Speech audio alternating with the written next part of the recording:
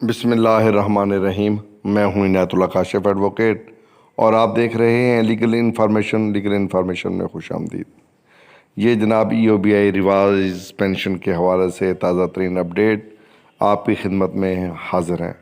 اس سے پہلے کہ میں اپنے موضوع کی جانب بڑھوں، آپ تمام احباب سے استدعا ہے کہ چینل کو سبسکرائب کر لیں، بیل آئیکن کو پریس کر دیں، ویڈیو کو شیئر کر دیں۔ تو جناب یہ سکرین پر آپ دیکھ رہے ہیں retired employees unity of Pakistan steel کی جانب سے، یہ جناب ان کا ریفرنس نمبر ہے REU/EOBI/2022/001۔ ڈیٹ ہے اس کی جناب 21/7/2022، جس میں مخاطب کیا گیا ہے محترمہ ناہید شاہ درانی صاحبہ، چیئرپرسن EOBI کراچی۔ مضمون ہے مبارکباد و پینشن ریوائز کرنے کی درخواست۔ مزدوروں کے لیے پینشن کا نظام چلانے والے قومی ادارے کی سربراہی پر مبارکباد قبول فرمائیے۔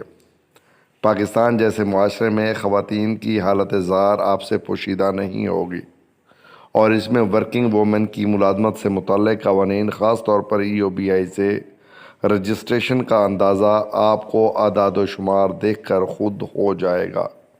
ہم توقع رکھتے ہیں کہ نجی خود مختار اداروں کے ملازمین کی رجسٹریشن اور ان کی پینشن کے مسائل کا حل آپ کی ترجیح ہوگی۔ محترمہ چیئرپرسن، پاکستان اسٹیل کے تقریباً 8,000 پینشنرز اپنی پینشن کی قانون کے مطابق ادائیگی کے منتظر ہیں۔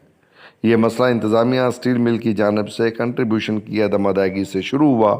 قانون کی روح سے EOBI اتھارٹیز کو اپنا فریضہ بروقت پورا کرتے ہوئے انتظامیہ کو کنٹریبیوشن کی تسلسل سے ادائیگی کا پابند بنوانا چاہیے تھا، لیکن بروقت ایسا نہیں کیا گیا، اور اس طرح متاثرہ پینشنرز کی تعداد 8,000 تک پہنچ گئی۔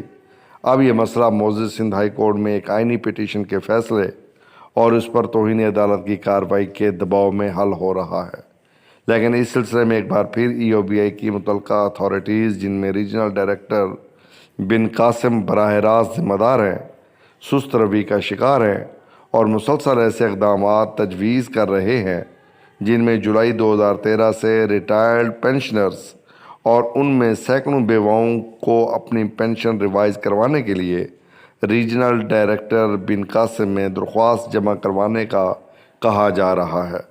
محترمہ، یہ پینشنرز پر اضافی بوجھ ہوگا، جبکہ ڈپارٹمنٹ کے پاس ہر طرح کا کمپیوٹرائز ریکارڈ موجود ہے، اور مزید ہم نے ادارے کی آسانی کے لیے ریجنل ڈائریکٹر آفس کو جولائی 2013 سے تاحال پینشنرز کی فہرست بھی فراہم کر دی ہے۔